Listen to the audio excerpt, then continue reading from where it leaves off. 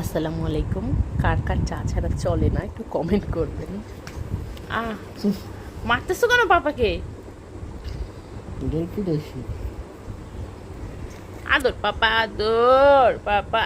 আচ্ছা, গতকালকে হচ্ছে কাজ করতে গিয়ে আমার হাতটা একটু পুড়ে গেছিলো। এখনও যে বার্নার ক্রিম লাগিয়ে রেখেছি, বেশ ভালো খানিকটাই পুড়েছে।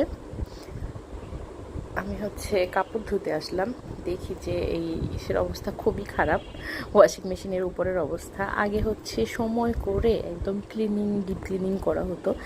এখন তো যখন যেটা করি চেষ্টা করি ওইটার উপর দিয়ে একটু পরিষ্কার করে দিতে, তাহলে আর আলাদা করে সময় বের করা হয় না। আর বাসা বাড়িতে তো ধুলার কোনো শেষ নাই, মানে এভরি অল্টারনেট ডেতে ক্লিন করতে হয়।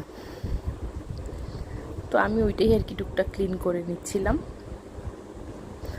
আর হাতটা তো মানে কিভাবে যে এইভাবে পুড়লো, জাস্ট একটু তেল ছিটে আসছিল, ওই সময়টা বুঝতে পারিনি, পরে তো একদম ফোসকা পড়ে খুবই বাজে অবস্থা হয়ে গেছে। জ্যাকেটটা ক্লিন করে নিলাম। ভিতরের টাপ ক্লিনটা আবার পরে এক সময় করে নিব, এখন তো কাপড় ধুতেই দিয়েছি।